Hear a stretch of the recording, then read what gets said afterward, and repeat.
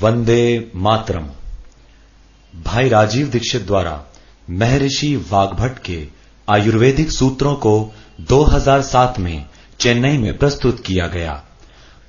8 दिन की इस व्याख्यान श्रृंखला को आप तक राजीव भाई के अनुज भाई प्रदीप दीक्षित द्वारा संचालित एवं सेवाग्राम वर्धा महाराष्ट्र स्थित राजीव दीक्षित मेमोरियल स्वदेशी उत्थान संस्था द्वारा प्रस्तुत किया जा रहा है। ये स्वास्थ्य व्याख्यान हमें देता है सृष्टि का आयुर्वेदिक निरोगी जीवन रहस्य। इस प्रथम स्वास्थ्य व्याख्यान में आपको निम्न विषयों की जानकारियां मिलेंगी। भारत के लोगों की स्वास्थ्य की वर्तमान स्थिति, महर्षि वाग्भट जी का जीवन परिचय, मिट्टी से बने बर्तनों का महत्व, एल्यूमीनियम के बर्तनों के उपयोग से बढ़ती बीमारियां। चेन्नई नगर के सभी सम्माननीय नागरिक बंधुओं, माताओं, बहनों, हमारी जो चिकित्सा और स्वास्थ्य का विषय है, इस पर बात करने की प्रेरणा मुझे पिछले 3-4 साल पहले हुई, जब मैंने भारत देश की सरकार के स्वास्थ्य मंत्री को एक पत्र लिखा था, ये जानने के लिए कि हमारे देश के लोगों की स्वास्थ्य की स्थिति क्या है। तो सरकार ने जो मुझको डाटा भेजा वो 1-2 पन्ने का नहीं था, वो काफी 600-700 पन्ने का मोटा सा एक पुलिंदा था। उसमें जो सेंसस की रिपोर्ट थी वो पूरी उन्होंने लिखी थी। वो पढ़कर मुझे बहुत परेशानी हो गई। परेशानी क्या हो गई कि उसमें उन्होंने बताया कि लगभग 112 करोड़ लोग इस देश में रहते हैं और 112 करोड़ लोगों में स्वस्थ लोगों की संख्या गिनती की 25 से 30 करोड़ है। बस 25 से 30 करोड़ लोग ऐसे हैं इस देश में जिनको स्वस्थ कहा जा सकता है। बाकी जितने भी लोग हैं सभी को कुछ न कुछ तकलीफें हैं। कि 5 करोड़ लोग इस देश में हैं जिनको डायबिटीज है, और विशेषज्ञ ये कहते हैं उस रिपोर्ट में कि अगर यही गति और रफ्तार से डायबिटीज बढ़ती गई तो अगले 2014 तक लगभग 10 से 12 करोड़ लोगों को ये होगी। फिर उस रिपोर्ट में उन्होंने कहा है कि 12 से 13 करोड़ लोग ऐसे हैं जिनको लंग्स इन्फेक्शन की भिन्न भिन्न बीमारियां हैं, जैसे दमा है, अस्थमा है, सांस फूलती है, ब्रोंकियल अस्थमा है, ट्यूबरकुलोसिस है, ऐसे 12-13 करोड़ लोग। फिर वो विशेषज्ञों की रिपोर्ट कहती है कि भारत में लगभग 15-16 करोड़ लोग हैं जिनको घुटनों का दर्द, कमर का दर्द, कंधे का दर्द, हड्डियों का दर्द, जिसको आप संधिवात कहते हैं सरल भाषा में, ये हड्डियों के जोड़ों के दर्द की बीमारियां हैं। फिर उसी रिपोर्ट में बताया गया है कि 9 से 10 करोड़ लोग हैं जिनको पेट का कुछ न कुछ तकलीफ है, जिनको पित्त की बीमारियों के द्वारा हम लोग अक्सर परिभाषित करते हैं। गैस बनना, एसिडिटी होना, अल्सर होना, पेप्टिक अल्सर होना, हाइपर एसिडिटी होना, वगैरह वगैरह। और ये सब मैं पढ़ता गया और एक जगह लिखा हुआ था रिपोर्ट में, बहुत परेशान करने वाली बात, कि 20 से 22 करोड़ लोग हैं जिनको आंखों की कुछ न कुछ बीमारी है। या तो कम दिखता है या बिल्कुल नहीं दिखता, रात में नहीं दिखता, दिन में दिखता है तो रंग का अंतर पता नहीं चलता। हम लोग अंग्रेजी में उनको नाइट ब्लाइंडनेस या कलर ब्लाइंडनेस या ग्लूकोमा जैसी बीमारियों से परिभाषित करते हैं। और ये पढ़ते पढ़ते मैं परेशान होता गया। अंत में रिपोर्ट के आखिरी हिस्से में सरकार की तरफ से ये बताया गया था कि ये सब बीमारियां तो हैं और सरकार इनके लिए क्या क्या प्रयास कर रही है। फिर ये पूरी रिपोर्ट पढ़ने के बाद और एक हिस्सा है रिपोर्ट का कि भारत की सरकार कहती है कि विभिन्न बीमारियों का इलाज करने के लिए इस देश में जो डॉक्टरों की संख्या है, जो रजिस्टर्ड हैं, वो 23 लाख हैं। MBBS, MD, MS, BAMS माने आयुर्वेद के, और प्लस BHMS होम्योपैथी के, तीनों विधाओं के। अब 23 लाख डॉक्टर और लगभग 70 से 75 करोड़ मरीज, या बल्कि 80 करोड़ मरीज। फिर मैंने एक दूसरा पत्र लिखा और मैंने स्वास्थ्य मंत्री को यह कहा कि ये डॉक्टरों की संख्या तो पर्याप्त नहीं है।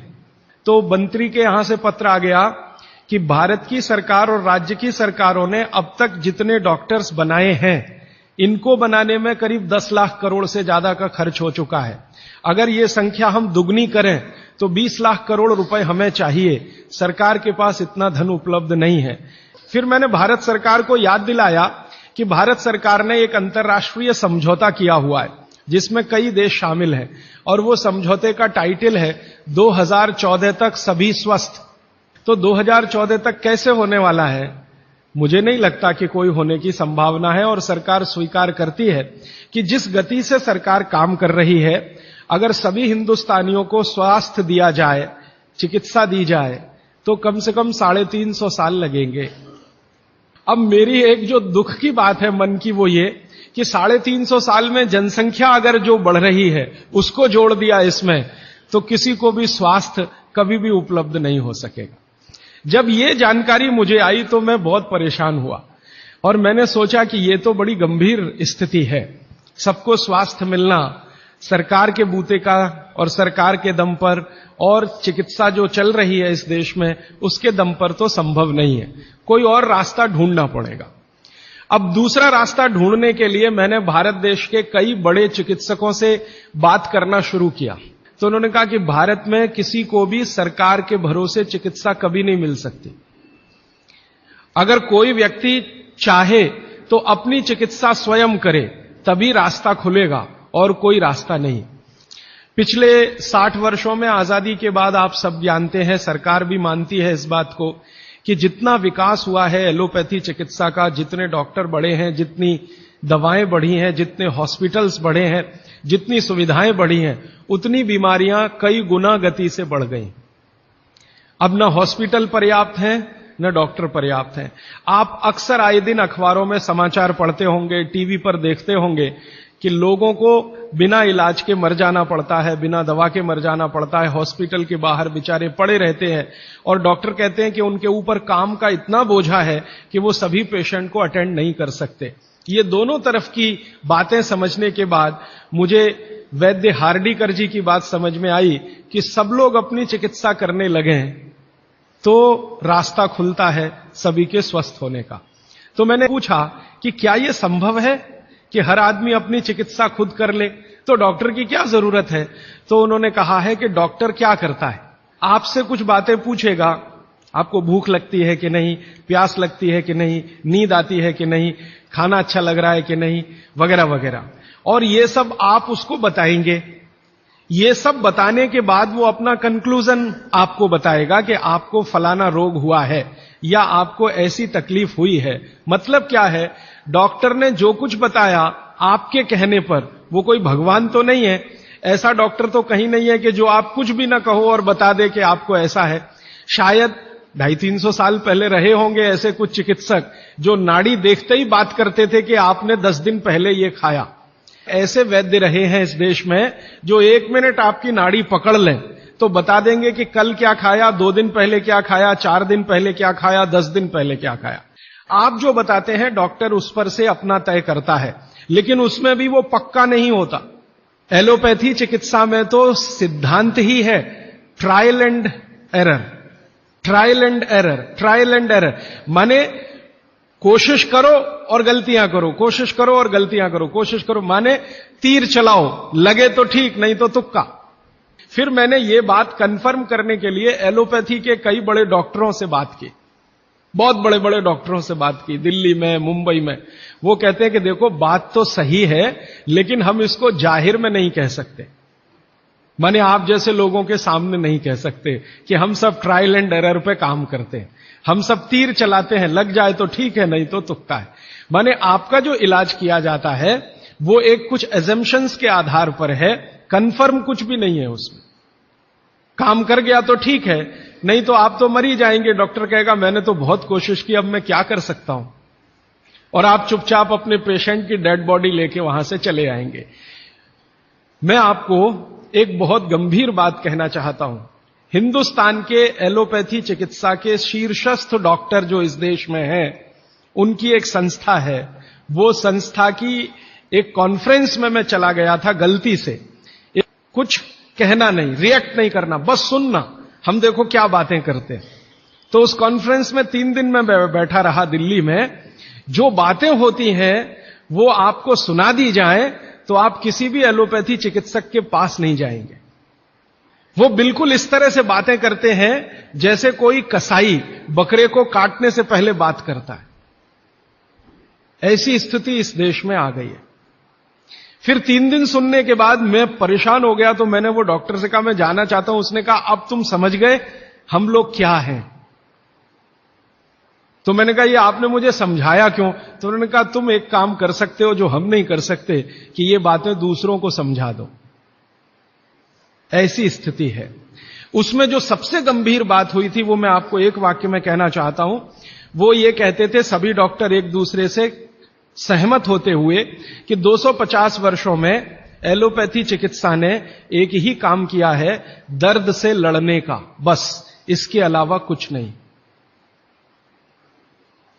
250 वर्षों में एलोपैथी चिकित्सा ने एक ही रिसर्च किया है, एक ही काम किया है, एक ही शोध किया है, वो दर्द से लड़ने का, इसके आगे कुछ नहीं है। और ये बात मैं बहुत घंटों घंटों सोचता रहा, तब जाकर मुझे मन में प्रेरणा हुई कि मुझे तो भारत के लोगों को कुछ और बताने की जरूरत है। कि अब मेरे समझ में आया, आयुर्वेद एक ऐसी चिकित्सा पद्धति है जिसमें महान महान लोगों ने, चरक ऋषि, सुश्रुत ऋषि, बागवट ऋषि, निघंटु ऋषि, पाराशर ऋषि, ये सब महान महान लोगों ने एक बात कॉमन कही है, और वो ये कही है कि जो व्यक्ति मरीज होता है वो सबसे अच्छा डॉक्टर हो सकता है, क्योंकि उसको अपने दुख और तकलीफ का जितनी गहराई से महसूस हो सकता है वो किसी भी डॉक्टर को नहीं होता। जो अपने दुख तकलीफ को गहराई से महसूस कर सकता है वो चिकित्सा भी कर सकता है, बस उसको कुछ ज्ञान की जरूरत है। और कुछ ज्ञान, ज्यादा नहीं, थोड़ा सा ज्ञान अगर उसके जीवन में है तो वो कहते हैं कि वो हर तरह की बीमारी से लड़ सकता है और दूसरों को मदद कर सकता है।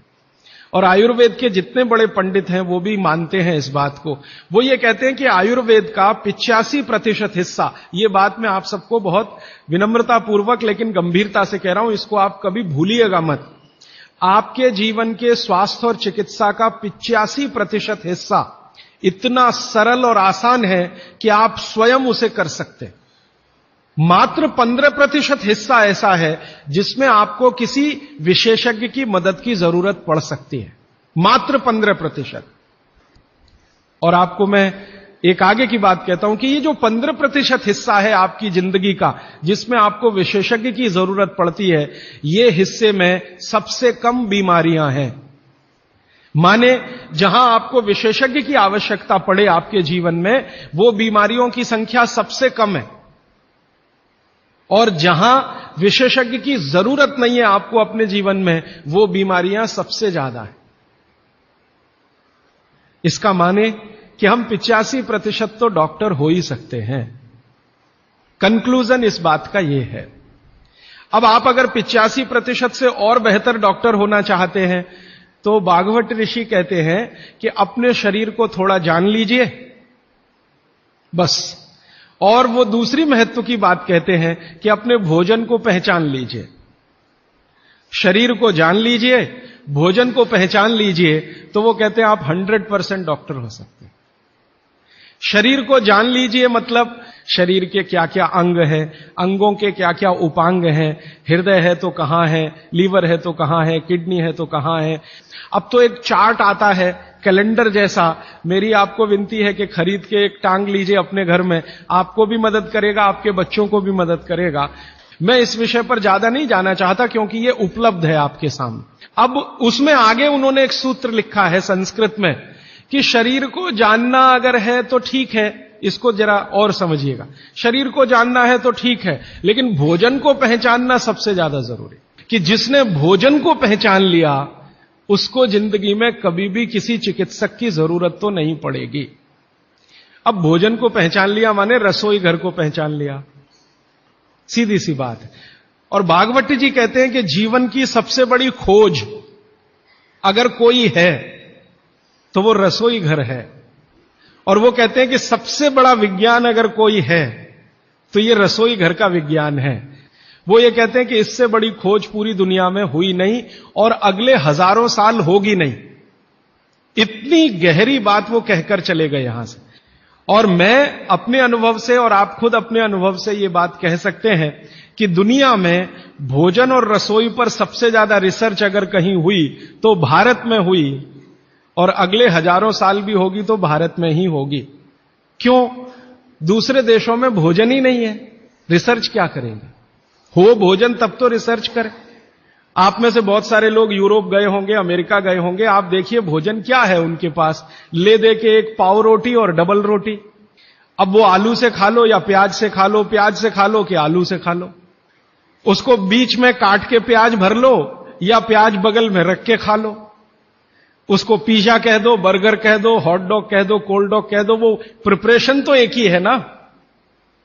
और वो प्रिपरेशन है मैदे का, मैदे को सड़ाकर बनाया हुआ। इसके अलावा उनके पास कुछ है नहीं जिसको फूड स्टफ कहा जाए, माने सॉलिड भोजन, मुख्य भोजन कहा जाए, वो उनके पास एक ही है, पाव रोटी, डबल रोटी। उसको वो मछली से भी खा सकते हैं, गाय के मांस से भी खा सकते हैं, बकरे के मांस से भी खा सकते हैं, या वगैरह वगैरह कहीं से कुछ भीख में मिल गया, दाल चावल वगैरह, तो उसके साथ खा सकते हैं। वो सब भीख में मिला हुआ है, उनके यहां कुछ होता है नहीं।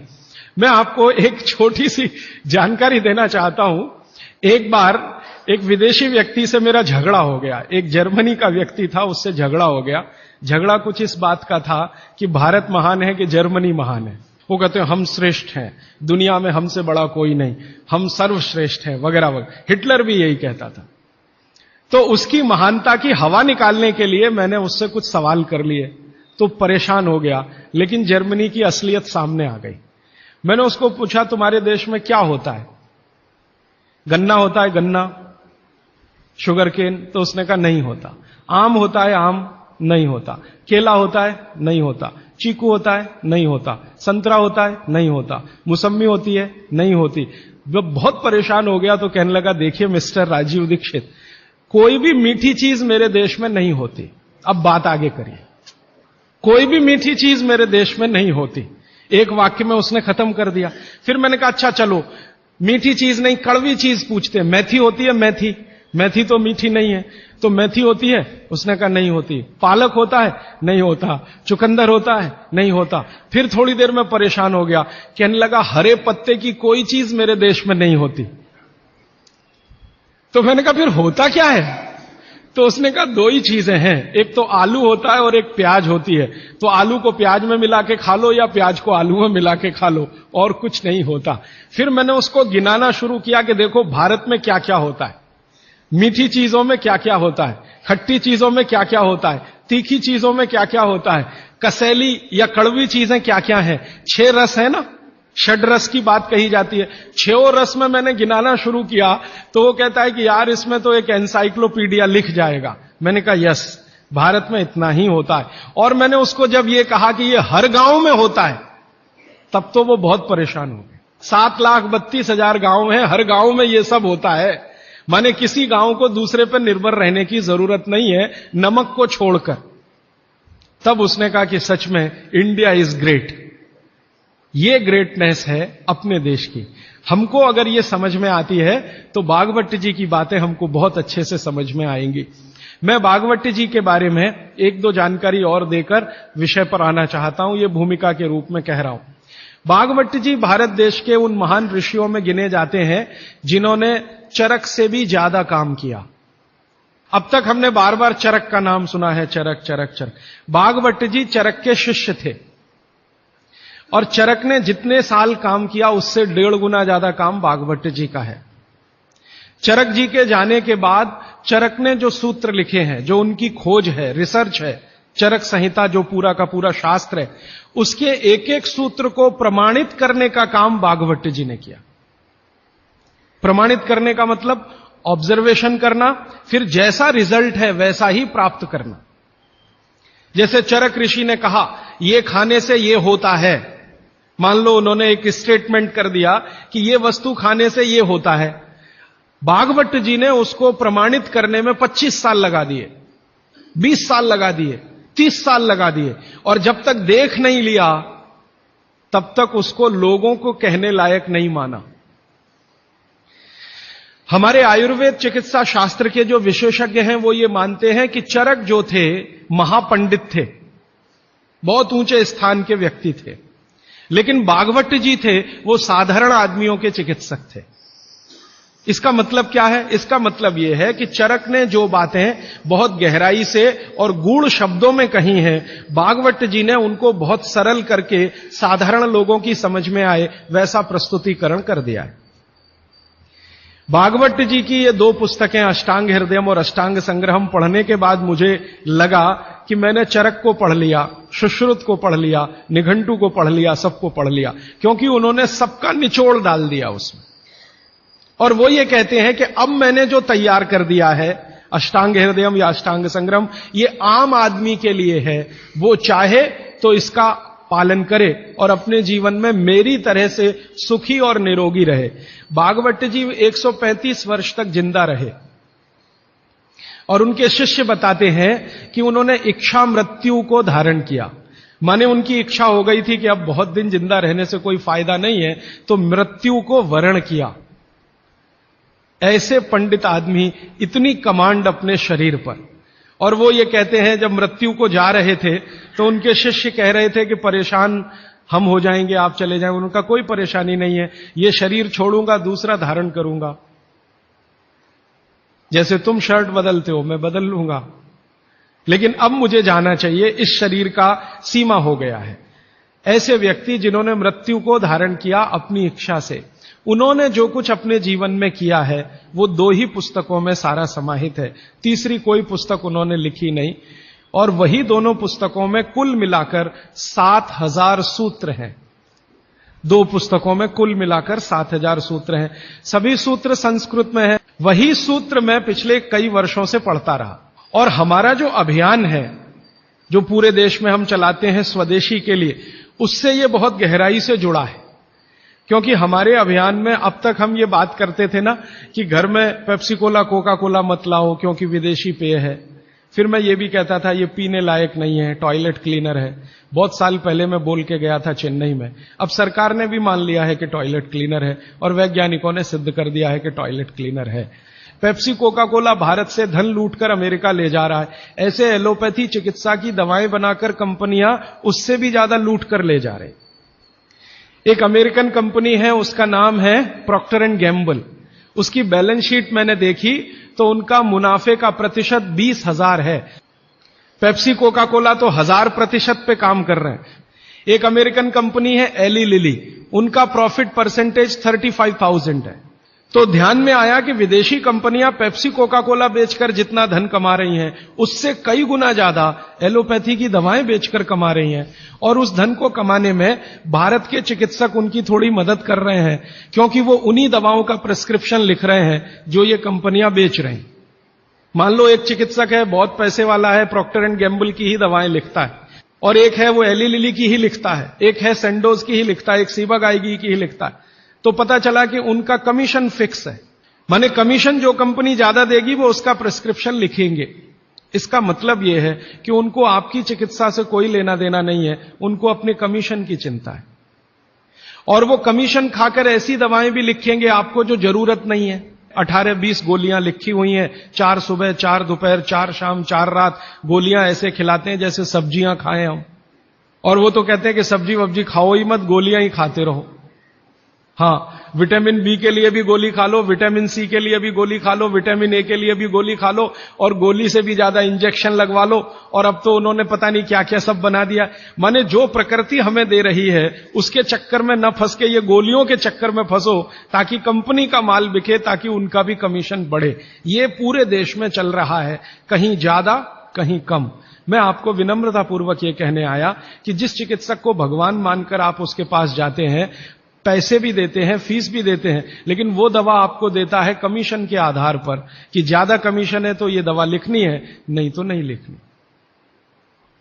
और भारत की सरकार बिल्कुल भी फेल हो चुकी है इस कमीशन खोरी को रोकने में। और मेडिकल काउंसिल ऑफ इंडिया के पास ऐसा कोई कार्यक्रम नहीं है कि डॉक्टरों की कमीशन खोरी पर वो कंट्रोल कर सके। जो शपथ लेकर डॉक्टर निकल रहे हैं उसके ठीक उल्टे काम वो अपने जीवन में कर रहे हैं। वंदे मातरम। राजीव भाई के अनुज भाई प्रदीप दीक्षित द्वारा संचालित एवं सेवाग्राम वर्धा स्थित राजीव दीक्षित मेमोरियल स्वदेशी उत्थान संस्था के माध्यम से स्वदेशी चिकित्सा के व्याख्यानों की सीडी उपलब्ध कराई जाती है, जिसे आप केवल 10 रुपए के लागत मूल्य पर प्राप्त कर सकते हैं। राजीव भाई के इन प्रेरणादायी व्याख्यानों की सीडी को आप अपनी क्षमता अनुसार 100, 200, 500 या अधिक संख्या में दान करें और स्वदेशी चिकित्सा के इन व्याख्यानों को घर घर पहुंचाने में हमारी मदद करें।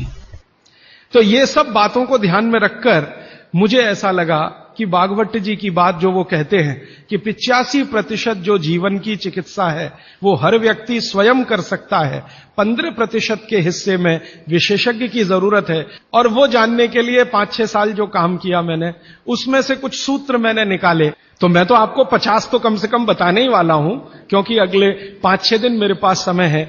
लेकिन उन 50 में जो 15 हैं वो सबसे महत्वपूर्ण हैं। उसमें से पहला सूत्र मैं बात शुरू करता हूं। मैंने पिछले कुछ वर्षों में काम करते करते ये सूत्रों को किताब में भी लिख डाला है। मैंने किताब बना दी है, भागवत संहिता जो है, मैंने भागवत जी की अष्टांग हृदयम और अष्टांग संग्रम, इनके सूत्रों को कलेक्ट करके, सेलेक्ट करके 3 भाग में एक पुस्तक बनाई है। पार्ट 1, पार्ट 2, पार्ट 3, अष्टांग हृदयम, भाग 1, भाग 2, भाग 3। मूल लेखक भागवत जी हैं। मैंने सिर्फ सिलेक्शन किया है और सिलेक्शन के साथ आज के हिसाब से उसको थोड़ा विश्लेषित किया है। जैसे मैं एक उदाहरण दूं तो आपको मेरी बात समझ में आए। एक सूत्र उन्होंने लिखा कि भोजन को बनाते समय, इसको माताएं बहनें सब बहुत ध्यान से सुने, पुरुष भी सुने तो अच्छा है। भोजन को बनाते समय पवन का स्पर्श और सूर्य का प्रकाश अगर नहीं मिला, किसको? भोजन को, वो भोजन कभी नहीं करना। क्यों? ये भोजन नहीं, विष है। कहना क्या चाहते हैं वो? और आज के हिसाब से विश्लेषण करें, सन 2007 के हिसाब से विश्लेषण करें। अब तक मैंने जो बोला वो भागवत जी का हिस्सा था, अब जो वो बोल रहा हूं वो मेरा हिस्सा है। भागवत जी कह रहे हैं कि प्रेशर कुकर का भोजन ना करें, क्योंकि प्रेशर कुकर एक ऐसी तकनीक है जिसमें भोजन बनाते समय ना तो सूर्य का प्रकाश जा सकता है, ना पवन का स्पर्श उसको मिलेगा। फिर मैंने वैज्ञानिकों से बात की कि ये प्रेशर कुकर का भोजन विष है, ऐसा भागवत जी कहते हैं, आपका क्या कहना है? तो हमारे देश में CDRI नाम की एक बड़ी लेबोरेटरी है, सेंट्रल ड्रग रिसर्च इंस्टीट्यूट। वहां के 2 साइंटिस्टों ने कहा कि यार काम तो हमने करके देखा है, बात सही है भागवत जी। मैं कहता हूं ये टीवी पे बोलो, तो उन्होंने कहा ये प्रेशर कुकर कंपनियां गर्दन काट देंगी हमारी, तुम चाहो तो बोलो। मैंने कहा आपकी रिसर्च क्या कहती है? वो ये कहते हैं कि ये जो प्रेशर कुकर है ज्यादा से ज्यादा या 99% एल्यूमिनियम के बने हुए हैं, और वो ये कहते हैं कि भोजन रखने और बनाने का सबसे खराब मेटल अगर कोई है तो एल्यूमिनियम ही है। 18 साल का रिसर्च ये कहता है कि अगर इस एल्यूमिनियम के प्रेशर कुकर का खाना बार बार आप खाते जाओ तो गारंटी है कि आपको diabetes, asthma, TB, arthritis, bronchitis भी होने की पूरी संभावना है, और सबसे ज्यादा टीबी होने की संभावना है। तो उन्होंने कहा 48 बीमारियों को हम डिटेक्ट कर चुके हैं जो प्रेशर कुकर के खाने से ही होती हैं। और उन्होंने कहा सबका जीवन कम होता है और जीवन की शक्ति कम होती है, प्रतिकारक शक्ति कम होती है और रोग बहुत जल्दी उनको आते हैं। मैंने ये तय किया कि पता करो कि ये एल्यूमिनियम कब से आया, तो पता चला 100-125 साल पहले आया। कि अंग्रेजों की सरकार का जो पहला नोटिफिकेशन आया एल्यूमिनियम के बर्तन बनाने का, वो जेल के कैदियों के लिए ही आया, और उनका यह तय हुआ था कि जेल के कैदियों को एल्यूमिनियम के बर्तनों में ही भोजन दिया जाए, क्योंकि ये सब भारत के क्रांतिकारी हैं और अंग्रेजों को इन्हें मारना है। उस जमाने में आप जानते हैं जेल में कोई भी होता था तो वो क्रांतिकारी होता था। भगत सिंह हो या उधम सिंह, चंद्रशेखर हो या अशफाक उल्ला, राजेंद्र नाथ लाहिड़ी हो या ठाकुर रोशन सिंह, ये सब तो क्रांतिकारी थे जो जेलों में जाया करते थे अंग्रेजों के जमाने। इनको जानबूझकर एल्यूमिनियम के बर्तन में ही खाना देना है ताकि ये जल्दी मरे या मरने की स्थिति में आ जाए। तो समझबूझकर अंग्रेजों की सरकार ने एल्यूमिनियम के बर्तन इस देश में इंट्रोड्यूस किए। अब परिणाम क्या हुआ? अंग्रेज तो चले गए, लेकिन जेलों में आज भी ये नियम चल रहा है कि भोजन एल्यूमिनियम के बर्तनों में ही दिया जाएगा। और अब मुश्किल ये हो गई है कि वो जेलों से हमारे घर में आ गया, और हमारे घरों से ज्यादा गरीबों के घर में आ गया। ज्यादा गरीब लोगों के भोजन तो सारे एल्यूमिनियम के बर्तनों में ही बन रहे हैं, और वो बेचारे बिना जाने बूझे ट्यूबरकुलोसिस और अस्थमा जैसी बीमारियों के शिकार हो रहे हैं। मैंने उदाहरण के लिए आपको समझा दिया कि प्रेशर कुकर का भोजन नहीं करना क्योंकि ये जहर है। एक और चीज है अपने घर में, रेफ्रिजरेटर। और एक तीसरी चीज है अपने घर में, माइक्रोवेव ओवन।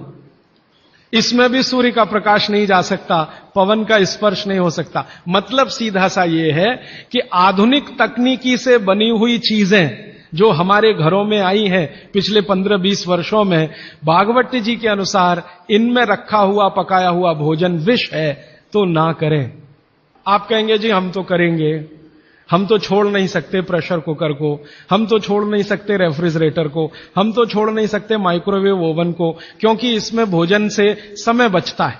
तो मैं उनसे पूछता हूं ठीक है समय बचता है, तो बचे हुए समय का क्या करती हैं? तो ज्यादातर माताओं बहनों का उत्तर है सास भी कभी बहू देखते हैं। और फिर मैं जब उनको समझाता हूं कि ये जो आपने आधा घंटा या 1 घंटा समय बचाया भोजन पकाने में, ये आपका घंटों घंटों हॉस्पिटल में खराब कराएगा, तब नेट रिजल्ट क्या? वही 0 का 0। प्रेशर कुकर एक ऐसी टेक्नोलॉजी है जो खाने को जल्दी पकाती है, ये है सीधा सा मतलब। अब खाने को जल्दी पकाने के लिए ये प्रेशर कुकर क्या करता है, जो भोजन आपने उसमें अंदर रखा है पकने के लिए उस पर, और जो पानी डाला है आपने भोजन पकाने के लिए उस पर अतिरिक्त दबाव डालता है। ये है प्रेशर। प्रेशर माने दबाव। और ये अतिरिक्त दबाव कहां से आता है? प्रेशर कुकर में आपने दाल डाली, ऊपर से पानी डाला, थोड़ा हल्दी मसाले डालकर बंद करके रख दिया। अब उसमें वो एक सीटी लगा दी। वो सीटी लगाई, यही सबसे खतरनाक चीज है पूरे प्रेशर कुकर की। सीटी लगाते ही क्या करता है, नीचे से गर्म और ऊपर से भाप का दबाव। किस पर? दाल पर, चावल पर, सब्जी पर। यह दबाव डाल के होता क्या है, एक दाल को तोड़कर 2 टुकड़े, जिसको द्विदल कहते हैं, जैन समाज के लोग तुरंत समझ में आ जाएंगे, द्विदल। तो ये दाल जो है ना फट जाती है, वो दाल दरक जाती है और पानी इतना गर्म होता है तो उबल जाती है, पकती नहीं है, उबलती है। पकना और उबलने में अंतर है। उबल गई है और उसका सॉफ्टनेस बढ़ गई है, तो आपने खा लिया तो आपने कहा पकी हुई दाल खा ली। माफ करिए, दाल पकी हुई नहीं है। पकी हुई दाल का आयुर्वेद में एक सिद्धांत है कि जिस वस्तु को खेत में पकने में जितना ज्यादा समय लगता है, भोजन रूप में पकने में भी उसको ज्यादा समय लगता है। तो आप जानते हैं अरहर की दाल को खेत में पकने में कम से कम 7 से 8 महीने लगता है। क्यों? अरहर की दाल में जो कुछ भी है, जिसको आप न्यूट्रिएंट के रूप में जानते हैं, माइक्रो न्यूट्रिएंट के रूप में जानते हैं, खेत की मिट्टी में कैल्शियम है, खेत की मिट्टी में आयरन है, खेत की मिट्टी में सिलिकॉन है, कोबाल्ट है, जिप्टन है, जोरोन है, ये सब माइक्रो न्यूट्रिएंट्स खेत की मिट्टी में है। ये पौधे की जड़ में आते हैं, जड़ से तने में आते हैं, तने से फल में आते हैं। इस पूरी क्रिया में बहुत समय लगता है, तो इसलिए दाल को पकने में समय लगता है। आप दाल क्यों खाना चाहते हैं? आप दाल खाना चाहते हैं प्रोटीन के लिए। प्रोटीन कहां से आएगा? ये जो माइक्रो न्यूट्रिएंट्स का कलेक्शन दाल में इकट्ठा है, इनके टूट जाने पर, बिखर जाने पर, तो वो बिखरने और टूटने में उसको देरी लगने वाली है, क्योंकि आने में देरी लगी है। और प्रकृति का दूसरा नियम है कि जिन चीजों को पकने में, बड़ा होने में ज्यादा समय लगा है, उनको डिसॉल्व होने में भी ज्यादा समय लगेगा। और दाल जब डिसॉल्व होगी तब उसके प्रोटीन्स आपको मिलेंगे भोजन में। इसीलिए आप दाल खा रहे हैं, ताकि आपको प्रोटीन की कमी पूरी हो। कुछ विटामिन्स आपको चाहिए, कुछ प्रोटीन्स आपको चाहिए, कुछ और दूसरे अंश आपको चाहिए। तो आयुर्वेद का नियम बिल्कुल सीधा है कि दाल ज्यादा देर में पकी है तो घर में भी ज्यादा देर में पके। अब मेरे समझ में आया कि हमारे पुराने लोग जो बुजुर्ग थे वो कितने बड़े वैज्ञानिक थे। मैं एक बार जगन्नाथपुरी गया था, आप भी गए होंगे। तो मैंने मंदिर के महंत को पूछा कि ये भगवान का प्रसाद, माने वहां दाल और चावल मिलता है प्रसाद के रूप में, वो मिट्टी की हांडी में क्यों बनाते हैं? तो उसने एक ही वाक्य कहा, मिट्टी पवित्र होती है। लेकिन वो जो नहीं कह पाया महंत, वो आपको मैं कहना चाहता हूं कि मिट्टी न सिर्फ पवित्र होती है, बल्कि मिट्टी सबसे ज्यादा वैज्ञानिक होती है। क्योंकि हमारा शरीर मिट्टी से बना है। हम जब मरते हैं ना और शरीर को जला देते हैं तो 20 ग्राम मिट्टी में बदल जाता है पूरा शरीर। और इस राख का मैंने विश्लेषण करवाया एक लेबोरेटरी में, तो उसमें कैल्शियम निकलता है, फास्फोरस निकलता है, आयरन निकलता है, जिंक निकलता है, सल्फर निकलता है, 18 माइक्रोन्यूट्रिएंट्स निकलते हैं मरे हुए आदमी की राख में। ये सब वही माइक्रोन्यूट्रिएंट्स हैं जो मिट्टी में है। तो वो महंत कहता है कि मिट्टी पवित्र है, इसलिए हम मिट्टी के बर्तन में ही दाल पकाते हैं, भगवान को पवित्र चीज ही देते हैं, अपवित्र चीज भगवान को नहीं दे सकते। वो बहुत वैज्ञानिक स्टेटमेंट है, बस इतना ही है कि वो उसको एक्सप्लेन नहीं कर सकता। अच्छा, मैं वो दाल ले आया और भुवनेश्वर लेके गया, पुरी से भुवनेश्वर। भुवनेश्वर में CSIR का एक लेबोरेटरी है, council of science and industrial research का लेबोरेटरी है, जिसको रीजनल रिसर्च लेबोरेटरी कहते हैं। तो वहां ले गया, कुछ वैज्ञानिकों से कहा ये दाल है, उन्होंने कहा हाँ हाँ ये पुरी की दाल है। मैंने कहा इसका विश्लेषण करना है, इस दाल में क्या है। तो उन्होंने कहा हमारे पास पूरे इंस्ट्रूमेंट नहीं है, हमारे पास जो जो चाहिए वो नहीं है, आप दिल्ली ले जाओ तो बेहतर है। तो मैंने कहा दिल्ली ले गया तो खराब तो नहीं होगी? उन्होंने कहा नहीं होगी, क्योंकि ये मिट्टी में बनी है। तो पहली बार मुझे समझ में आया मिट्टी में बनी है तो खराब नहीं होगी। तो मैं ले गया दिल्ली तक, सच में ले गया, और भुवनेश्वर से दिल्ली पहुंचने में आप जानते हैं करीब करीब 36 घंटे से ज्यादा लगता है। दिल्ली में दिया, कुछ वैज्ञानिकों ने उस पर काम किया और उनका जो रिजल्ट है, जो रिसर्च है, जो रिपोर्ट है, वो ये है कि इस दाल में एक भी माइक्रो न्यूट्रिएंट कम नहीं हुआ पकाने के बाद भी। तो प्रेशर कुकर की दाल को जब उन्होंने रिसर्च करके देखा तो उन्होंने कहा इसमें माइक्रो न्यूट्रिएंट्स बहुत ही कम है। मैं पूछा परसेंटेज वाइज बता दो, तो उन्होंने कहा अगर अरहर की दाल को मिट्टी की हांडी में पकाओ और 100% माइक्रो न्यूट्रिएंट्स हैं तो कुकर में पकाने में 13% ही बचते हैं, 87% नष्ट हो गए। मैं पूछा कैसे नष्ट हुए, तो उन्होंने कहा ये जो प्रेशर पड़ा है ऊपर से और इसने दाल को पकने नहीं दिया, तोड़ दिया, मॉलिक्यूल्स टूट गए हैं, तो दाल तो बिखर गई है, पकी नहीं है, बिखर गई है, सॉफ्ट हो गई है। तो खाने में हमको ऐसा लग रहा है कि ये पका हुआ खा रहे हैं, लेकिन वास्तव में वो नहीं है। पके हुए से मतलब ये होता है कि जो माइक्रोन्यूट्रिएंट्स आपको कच्चे रूप में शरीर को उपयोग नहीं आते, उनको आप उपयोगी बना लें, इसको पका हुआ कहते हैं आयुर्वेद में। तो उन्होंने कहा कि ये मिट्टी की हांडी की दाल बहुत बहुत क्वालिटी में ऊंची है, बशर्ते कि आपके प्रेशर कुकर की। और दूसरी बात तो आप सभी जानते हैं, वो मुझे सिर्फ रिपीट करनी है कि मिट्टी की हांडी की बनाई हुई दाल को खा लीजिए तो जो उसका स्वाद है वो जिंदगी भर नहीं भूलेंगे आप। इसका मतलब क्या है, भारत में चिकित्सा का और शास्त्र पाक कला का ऐसा विज्ञान विकसित हुआ है जहां क्वालिटी भी मेंटेन रहेगी और स्वाद भी मेंटेन रहेगा। तब मैंने गांव गांव घूमता रहता हूं तो पूछना शुरू किया, तो बोलते हैं लोग कि ज्यादा नहीं, 30-40 साल पहले सब घर में मिट्टी की हांडी की दाल थी। मेरी दादी को पूछा तो दादी कहती है कि हम तो जिंदगी भर मिट्टी की दाल ही खाते रहे। तब मेरे समझ में आया कि मेरी दादी को डायबिटीज क्यों नहीं हुआ, तब मुझे समझ में आया उसको घुटने का दर्द क्यों नहीं हुआ, तब मुझे समझ में आया उसके 3200 दांत मरने के दिन तक सुरक्षित थे, क्योंकि हमने उसका अंतिम संस्कार किया। अगले दिन जब राखी लेने गए तो सारे दांत उसके 32 के 32 निकले। तब मेरे समझ में आया कि 94 साल की उम्र तक मरते समय चश्मा क्यों नहीं लगा उसकी आंखों पे, और जीवन के आखिरी दिन तक अपने कपड़े खुद अपने हाथ से धोते हुए मरी थी। यह कारण है कि शरीर को आवश्यक माइक्रोन्यूट्रिएंट्स की पूर्ति अगर नियमित रूप से होती रहे तो आपका शरीर ज्यादा दिनों तक बिना किसी दूसरे की मदद के काम करता है। तो माइक्रोन्यूट्रिएंट्स पूरा सप्लाई मिला दाल में, जो खाई थी उसने मिट्टी की हांडी में पका पका के। और न सिर्फ दाल पकाती थी वो मिट्टी की हांडी में, बल्कि दूध भी मिट्टी की हांडी में पकाती थी, घी भी मिट्टी की हांडी से ही निकालती थी, दही का मट्ठा भी मिट्टी की हांडी में ही बनता था। अब मेरे समझ में आया कि हजारों साल से मिट्टी के बर्तन क्यों इस देश में आए, हम भी एल्यूमिनियम बना सकते थे। हिंदुस्तान में बॉक्साइट के खजाने भरे पड़े हैं, कर्नाटक बहुत बड़ा भंडार, तमिलनाडु, आंध्र प्रदेश बॉक्साइट के बड़े भंडार हैं। हम भी बना सकते थे, अगर बॉक्साइट है तो एल्यूमिनियम बनाना कोई मुश्किल काम नहीं है, लेकिन हमने नहीं बनाया क्योंकि उसकी जरूरत नहीं थी। इसलिए कुम्हारों की एक पूरी की पूरी जमात इस देश में खड़ी की गई कि तुमको भैया मिट्टी के ही बर्तन बनाने हैं। माने तुमसे बड़ा वैज्ञानिक कौन? अब ये कुम्हार जो इतने बड़े वैज्ञानिक हैं इस देश के, जो मिट्टी के बर्तन बनाकर हजारों साल से दे रहे हैं हमारे स्वास्थ्य की रक्षा करने के लिए, हमने उनको नीची जाति बना दिया। हम कैसे मूर्ख लोग, ये ऊंचा नीचा हमने डाल दिया इस देश में, इसी ने देश का सत्यानाश कर दिया। अगर प्रेशर कुकर की कंपनी जो बना रही है प्रेशर कुकर वो ऊंचा आदमी है, तो ये कुम्हार नीचा कैसे हो गया?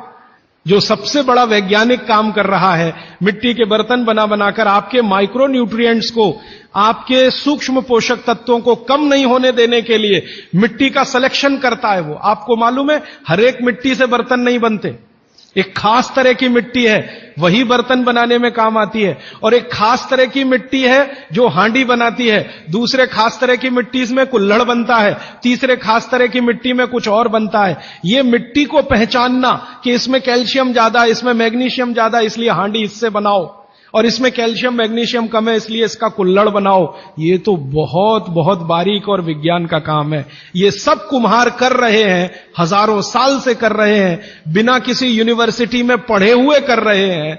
तो हमें तो वंदन करना चाहिए, उनके सामने नतमस्तक होना चाहिए। कितने महान लोग हैं। दुर्भाग्य से सरकार की कैटेगरी में वो बैकवर्ड क्लास में आते हैं। और सबसे मजे की बात कि ये हांडी जब खत्म होगी, माने इसकी लाइफ पूरी हो जाएगी, तो ये हांडी फिर मिट्टी में मिल जाएगी और फिर वही मिट्टी से हांडी बन जाएगी। दुनिया में ऐसी कोई वस्तु नहीं है। प्रेशर कुकर के बारे में तो नहीं कह सकते आप, बायोडिग्रेडेबल है। तो आप भी कर लीजिए ये काम, प्रेशर कुकर निकालिए, मिट्टी की हांडी ले आइए। तो आप कहेंगे जी दाल देर में पकेगी, सिद्धांत ही वही है दाल का, तो जो देर में खेत में पकी है वो देर में घर में भी पकेगी। आप कहें जी मिट्टी की हांडी के बाद अगर कोई चीज है, तो हमारे यहां एक मेटल बनता है जिसको आप लोग कहते हैं एलॉय है, कांसा। तीसरा सबसे अच्छा माना जाता है पीतल। अब ये कांसे और पीतल में भी हमने काम कर लिया कि अरहर की दाल को कांसे के बर्तन में पकाएं तो उसके सिर्फ 3% माइक्रोन्यूट्रिएंट कम होते हैं, 97% मेंटेन रहते हैं। पीतल के भगोने में पकाएं तो 7% कम होते हैं, 93% बचे रहते हैं। लेकिन प्रेशर कुकर में बनाएं तो सिर्फ 7% बचते हैं, बाकी खत्म होते हैं। अब आप तय कर लीजिए, आपको लाइफ में क्वालिटी चाहिए तो आपको मिट्टी की हांडी की तरफ ही जाना पड़ेगा, माने भारत की तरफ वापस लौटना पड़ेगा, इंडिया से। अभी हम हैं इंडिया में, जो बनाया अंग्रेजों ने या बना दिया अमरीकियों ने, इस इंडिया से निकल के भारत की यात्रा करनी पड़ेगी। और मैंने पिछले 1-2 वर्षों में ये बातें गांव गांव में कहना शुरू किया है, तो इसका परिणाम पता है क्या, कि कुम्हारों की इज्जत बढ़ गई है गांव में। और मैं मानता हूं कि मेरे व्याख्यान की अगर कोई सार्थकता है तो वो ये कि कुम्हारों की इज्जत इतनी बढ़ जाए कि वो पंडितों के बराबर आ जाएं, क्योंकि वो किसी से नीचे नहीं है, क्योंकि वो किसी से छोटे नहीं है। और मजे की बात कि वो हांडी बना के आपको 20-25 रुपए में ही दे रहे हैं, प्रेशर कुकर तो 250-300 रुपए का है। मैं होम्योपैथी की भी चिकित्सा करता हूं, तो बहुत सारे पेशेंट मुझे फोन करते हैं, राजीव भाई ये। तो मैंने कुछ पेशेंट को खास कर कहा कि देखो भैया, आपको मैं कोई दवा नहीं दूंगा। तो कहने लगे फिर बीमारी कैसे ठीक होगी? मैंने कहा एक ही काम करो, मिट्टी की दाल खाना शुरू करो, मिट्टी की हांडी में रखी हुई दाल खाना शुरू करो। चावल खाना है तो मिट्टी की हांडी का। कहने लगे राजीव भाई कौन करेगा ये सब? मैंने कहा आपकी बीवी करेगी या आप करोगे? अगर जिंदगी चाहिए तो झक मार के आप करोगे, नहीं तो अमेरिका जाओ, कनाडा जाओ, जर्मनी जाओ, लाखों रुपए खर्च करो, फिर भी झक मार के वापस आओ। तो मेरे पास कुछ डायबिटीज के क्रोनिक पेशेंट हैं, बहुत क्रोनिक, जिनका शुगर यूनिट 480 के ऊपर है। ऐसे 100 से ज्यादा पेशेंट, वो 8 से 9 महीना हो गया नियमित रूप से मिट्टी की दाल और मिट्टी का चावल, माने हांडी की दाल और हांडी का चावल, हांडी की खिचड़ी नियमित रूप से खा रहे हैं। और अब तो उन्होंने मिट्टी का तवा भी ले आया अपने घर में रोटी बनाने के लिए। बाजरे की रोटी बहुत अच्छी बनती है इस मिट्टी के तवे पे, तो रोटी भी उसी की खा रहे हैं। 8 महीने के बाद सबका शुगर टेस्ट किया है तो 480 यूनिट वाला अभी 180 यूनिट पे है, बिना किसी मेडिसिन के, बिना किसी इंजेक्शन के, बिना किसी टॉनिक के। और होम्योपैथी की कोई दवा नहीं दी मैंने उनको। कुछ लोगों को ज्यादा परेशान थे, दवा भी दो, उनको प्लेसिबो दे दिया। प्लेसिबो समझते हैं, खाली गोली, दवा नहीं डाली। तो पेशेंट को लग रहा है कि मैं दवा खा रहा हूं, दवा खा के अच्छा हो रहा हूं। मुझे मालूम है कि वो कोई दवा नहीं है, वो प्लेसिबो है, वो अच्छा हो रहा है उस मिट्टी की दाल खा के, मिट्टी का चावल खा के, मिट्टी की खिचड़ी खा के। रिजल्ट ये है। तब मैंने मान लिया कि बाघभट्ट सच में महान आदमी थे। ये एक सूत्र पूरा होता है, 8:30 का समय हो गया है। आगे कल दूसरा सूत्र, तीसरा, ऐसे कर करके जो सबसे जरूरी 15 है वो पहले बताऊंगा और उसके आगे बढ़ता जाए। आभार, धन्यवाद। वंदे मातरम। राजीव भाई द्वारा बताई गई विधियों के आधार पर हमारे ट्रस्ट की ओर से देश भर में निशुल्क स्वदेशी चिकित्सा के शिविरों का आयोजन हो रहा है, जिसमें आप हाई बीपी एवं लो बीपी यानी रक्तचाप, बवासीर यानी पाइल्स, कॉन्स्टिपेशन यानी कब्जियत, एसिडिटी, मोटापा, आर्थराइटिस, हृदय रोग और मधुमेह जैसी असाध्य बीमारियों पर निशुल्क परामर्श ले सकते हैं। हमारे विशेषज्ञों के निर्देशन में की गई चिकित्सा परामर्श से काफी रोगियों को लाभ हो रहा है।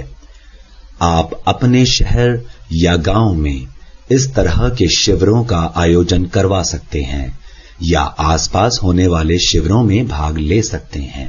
वंदे मातरम। राजीव भाई के अधूरे सपनों और कार्यों को पूरा करने के लिए महाराष्ट्र स्थित राजीव भाई की कर्मभूमि सेवाग्राम वर्धा में 23 एकड़ क्षेत्र को स्वदेशी ग्राम का रूप दिया जा रहा है, जहां स्वदेशी चिकित्सा के अंतर्गत पाइल्स यानी बवासीर, कॉन्स्टिपेशन यानी कब्जियत, मधुमेह यानी डायबिटीज, मोटापा, आर्थराइटिस और हृदय संबंधी जैसे गंभीर रोगों का आयुर्वेदिक पद्धति से उपचार एवं शोध कार्य किया जाएगा। इसके अलावा स्वदेशी ग्राम में गोबर, गौमूत्र के उपयोग से स्वदेशी कृषि भी सिखाई जाएगी। इसके साथ स्वदेशी ग्राम में निम्न विषयों पर शोध एवं प्रशिक्षण कार्य भी होगा, जैसे पंचगव्य उत्पादों का निर्माण प्रशिक्षण, स्वदेशी उत्पादों की उपलब्धता और प्रशिक्षण, स्वदेशी ज्ञान विज्ञान के प्रचार प्रसार के लिए केंद्र की स्थापना, स्वदेशी शिक्षा के अंतर्गत रोजगार परक शिक्षा और गुरुकुल प्रणाली से राजीव भाई द्वारा निर्धारित पाठ्यक्रम से शिक्षा का प्रयोग।